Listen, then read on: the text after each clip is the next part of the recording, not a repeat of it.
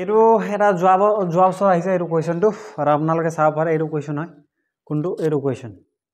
ঠিক আছে দেখিছে এইটো কুৱেশ্যনটো ইয়াত দিয়া আছে the diagonal of a square is 10 centimetre the area of the square is area উলিয়াব লাগে ঠিক আছে কুৱেশ্যনটো দিয়া আছে অপশ্যনো দিয়া আছে ইয়াত আমি ইয়াত মানে কি হয়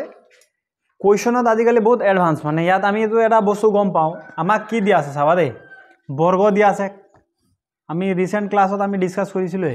বৰ্গ মানে কি হয় গোটেইখিনি বাহু সমান হয় না চাৰিডাল বাহুৱে সমান ইয়াৰ সমান গোটেইখিনি সমান কিন্তু আমাক বাহুৰ মান দিয়া নাই কাৰ মান দিয়া আছে আমাক কৰ্ণ মানে এইটো কৰ্ণ বুলি কয় কৰ্ণৰ মান দিয়া আছে কিন্তু বুজি পালা নাই কৰ্ণৰ মান কিমান দিয়া আছে তোমাৰ 10 সেন্টিমিটাৰ দিয়া আছে 10 সেন্টিমিটাৰ দিয়া আছে এটো কৰ্ণটোৰ মান হে 10 সেন্টিমিটাৰ দিয়া আছে এতিয়া আমি বৰ্গটো কালি উলিয়াব লাগে সো এটা ফৰ্মুলাটো আমি গম পাওঁ বৰ্গৰ কালি কি হয় বাহু পূৰণ বাহু বা বাহু স্কয়াৰ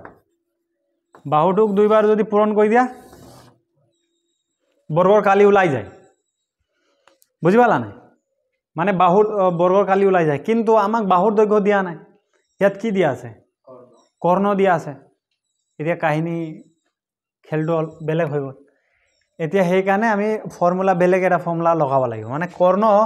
কৰ্ণ আৰু বাহুৰ মাজত কিবা ডিফাৰেন্স মানে ৰিলেশন আছে নেকি হেতু চাব লাগে না এতিয়া চোৱা কৰ্ণৰ দৈৰ্ঘ্য ইকুৱেল হয় চাবা দেই এটো কৰ্ণৰ দৈৰ্ঘ্য না কৰ্ণৰ দৈৰ্ঘ্য বা কৰ্ণৰ দৈৰ্ঘ্য এই যে দেখ সলমান খান ফোন মাৰি দিলে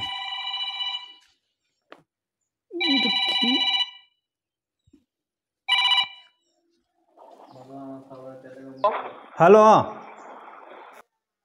एरो यार कॉर्नर दৈৰ্ঘ্য एरो फॉर्मुला खाली মনত ৰাখিবা যদি তোমাক কৰ্ণৰ ভ্যালুটো দিয়া থাকে আৰু কালি যদি উলিয়াব কয় তেন্তে কৰ্ণৰ দৈৰ্ঘ্য ইকুৱেল টু √2 ইনটু বাহুৰ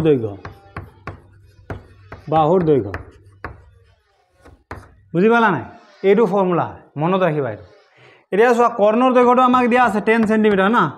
10 সেন্টিমিটাৰ দিয়া আছে আৰু √2 দিয়া আছে এটো বাহুৰ দৈৰ্ঘ্য ভাল থাকিব না ইয়াত মই বাহু বুলি লিখি দিছো সাপোজ তো আমাক কি লাগে আমাক কালি ওলাব কাৰণে বাহুৰ মান লাগে তো এটো সাইডে বাহু আছে নাই তো বাহুটোক এটো সাইডে রাখা বুজি পালা না এটো সাইডে 10 আছে না এই √2 যে বাহুৰ লগত পূৰণ হৈ আছিল এটো ইফালে লৈ আন তো কি হ'ব এটো পূৰণ হোৱাটো হৰণ হ'ব আমি অলৰেডি গম পাৱে যে কোনোবা এটা সংখ্যা লেফট হ্যান্ড সাইডে বা ৰাইট হ্যান্ড সাইডে আনুতে সদায় তাৰ চিন চেঞ্জ হয় পূৰণ হৰণটো পূৰণ যুগটো বিয়োগটো মানে যুগ হ'ব হয় না তেটো পূৰণ হৈ আছে ইফালে আহিলে হৰণ মানে সদায় এটো তলত আহে ঠিক আছে বুজি পালা এতিয়া চলো ঠিক আছে এতিয়া আমি ডাইৰেক্ট বৰ্গৰ কালি বাহুৰ মানটো পাই গলো আমি 10/√2 হ'ব এতিয়া আমি কালি উলিয়াম তেইত সালা তেতিয়া বাহুৰ মান কিমান আছে 10/√2 আছে ঠিক আছে আৰু বাহুৰ মান কিমান আছে 10/√2 আছে ঠিক আছে এটা কি হয় দুটা পূৰণ হ'ব হয় না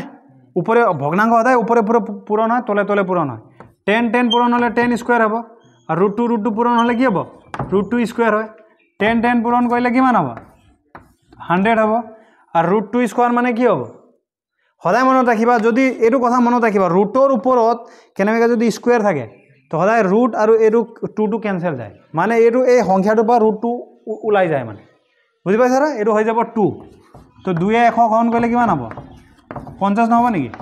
এটো ইয়াৰ কালিটো 50 হ'ব আৰু সেন্টিমিটাৰ স্কয়াৰ হ'ব বুজি পালা তো ইয়াৰ आंसर এইটোৱে হ'ব ঠিক আছে বুজি নাপালে কমেন্ট দি জনাবা কেনে কি পায়